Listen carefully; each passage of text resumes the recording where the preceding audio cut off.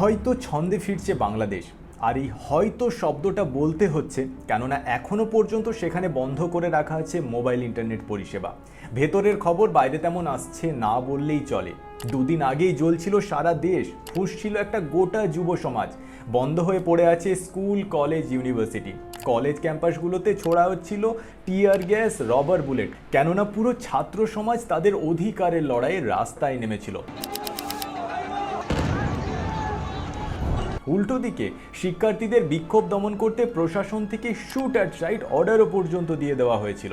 এদিকে বাংলার ২১-এর মঞ্চ থেকে জানিয়ে দেওয়া হয় যে যদি বাংলাদেশের অসহায় মানুষ বাংলার দরজা খটখট করে তাহলে তাদের আশ্রয় দেওয়া হবে। তার উপর এই স্টেটমেন্টটাকে যে খুব ক্যাজুয়ালি দেওয়া হয়েছিল সেটাও না।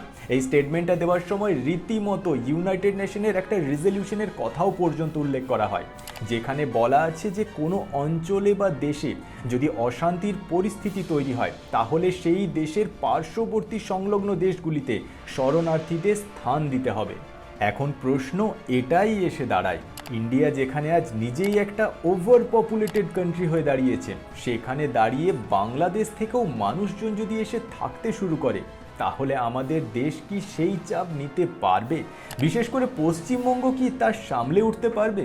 এই ভিডিওতে আমরা এই নিয়েই আলোচনা করব যে আজ বাংলাদেশের বর্তমান পরিস্থিতি কি, এবং হাইপোথেটিক্যালি বাংলাদেশের পরিস্থিতি যদি সত্যিই খারাপ দিকে মোড় নেয় তাহলে আমাদের কি বাংলাদেশিদের শরণার্থী হিসেবে আশ্রয় দেওয়া উচিত? ফার্স্ট অফ অল, বাংলাদেশে এত ভায়োলেন্স হচ্ছিল কেন? তো এই ভায়োলেন্সের পিছনের মূল কারণ এটাই ছিল যে বাংলাদেশি যুব সমাজ বাংলাদেশ থেকে রিজার্ভেশন সিস্টেম বা সংরক্ষণ ব্যবস্থাটাকে সরিয়ে ফেলতে চাইছিল। বাংলাদেশের উন্নতির পথে সবচেয়ে বড় বাধাই হলো এই রিজার্ভেশন সিস্টেম। বাংলাদেশের রিজার্ভেশন সিস্টেমের দিকে যদি তাকানো হয় তো এখানকার ২৬% আসন সংরক্ষিত করে রাখা থেকে কিছু পিছিয়ে পড়া জাতি, উপজাতি, মহিলা এবং প্রতিবন্ধীদের জন্য, যেটা অনেকাংশে আমাদের ভারতের রিজার্ভেশন সিস্টেমের সাথে মিলও খায়। কিন্তু বাংলাদেশে এর পরেও একটা হিউজ ৩০% কোটা সংরক্ষিত করে রাখা থাকে মুক্তিযোদ্ধা এবং তার বংশ পরম্পরায় যারা আসবে তাদের জন্য। আর এই ৩০%ই হলো সমস্ত ঝামেলার মূল কারণ। বাংলাদেশের যুব সমাজের দাবি এই যে ৩০% কোটা যেটা মুক্তিযোদ্ধাদের বংশের জন্য সংরক্ষিত করে রাখা আছে সেটা বাতিল করতে হবে। এখন এই মুক্তিযোদ্ধা কারা? ১৯৭১ সালে পাকিস্তান তৎকালীন পূর্ব পাকিস্তান অর্থাৎ আজকের বাংলাদেশের ওপর অপারেশন সার্চলাইট শুরু করে। তো সেই সময় শেখ মুজিবুর রহমানের নেতৃত্বে সাধারণ মানুষ তাদের নিজেদের হাতে অস্ত্র তুলে নেয় এবং বাংলাদেশের স্বাধীনতার যুদ্ধ বা মুক্তিযুদ্ধে অংশগ্রহণ করে। যাই হোক, ১৯৭১ সালের মার্চ মাসে জন্ম হয় স্বাধীন বাংলাদেশের। এখন যে সমস্ত সাধারণ মানুষ নিজেদের প্রাণের বাজি রেখে দেশকে স্বাধীন করার লক্ষ্যে মুক্তিযুদ্ধে যোগদান করেছিলেন, বাংলাদেশি সরকার সে সময় সমস্ত সরকারি চাকরিতে তাদের জন্য ৩০% কোটা বরাদ্দ করেন, যেটা সেই সময়ের পরিপ্রেক্ষিতে দেখা যায় তো একটা খুব ভালো এবং যুক্তিযুক্ত পদক্ষেপ ছিল। যদিও পরবর্তীকাল থেকে এটা সামহাও একটা পলিটিক্যাল টুল হিসেবেই বেশি ব্যবহার হতে শুরু করে এবং আজ ৫০ বছর পরও যেখানে হয়তো আর তেমন কোনো মুক্তিযোদ্ধার চাকরির বয়সও পর্যন্ত নেই, তাও এই কোটা স্বমহিমায় চলে আসছিল এবং মুক্তিযোদ্ধাদের পরিবর্তে সেই স্থান নিয়েছিল তার নাতিপুতিরা। আর এটাই হলো সমস্ত সমস্যার মূল কারণ।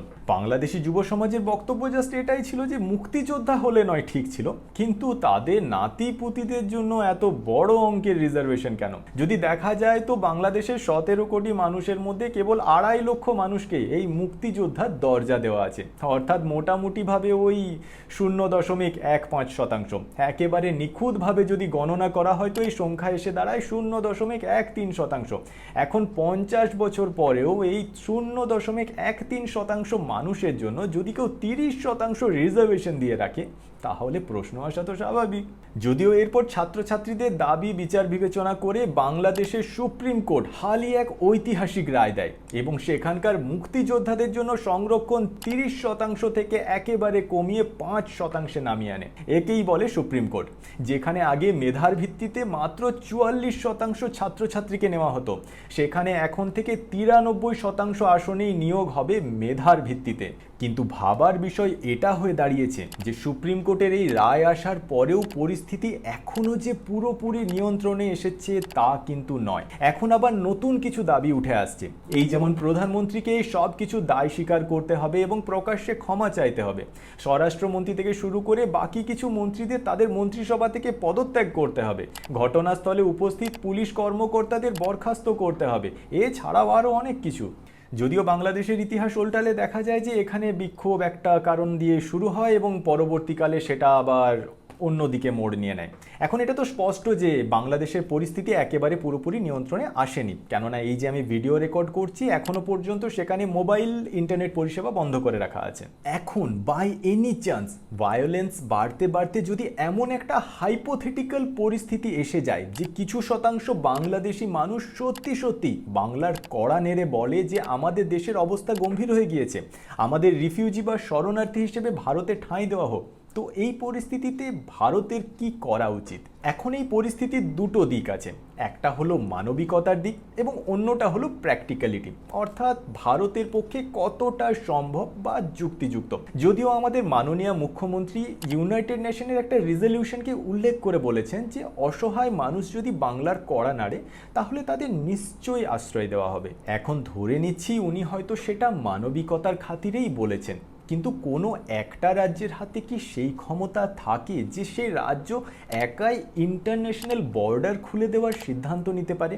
এখন ভারতীয় সংবিধানের 7th শিডিউলের আর্টিকেল নাম্বার 246-এ কেন্দ্র সরকার এবং রাজ্য সরকারের মধ্যে একটা স্পষ্টভাবে ক্ষমতার ভাগাভাগি করে দেওয়া আছে। কিছু ক্ষেত্রে ক্ষমতা শুধুমাত্র রাজ্য সরকারের হাতে দেওয়া আছে, তো কিছু ক্ষেত্রে ক্ষমতা কেন্দ্র সরকারের হাতে দেওয়া আছে এবং কিছু বিশেষ ক্ষেত্র আছে যেখানে ক্ষমতা কেন্দ্র এবং রাজ্য দুজনের হাতেই দেওয়া আছে।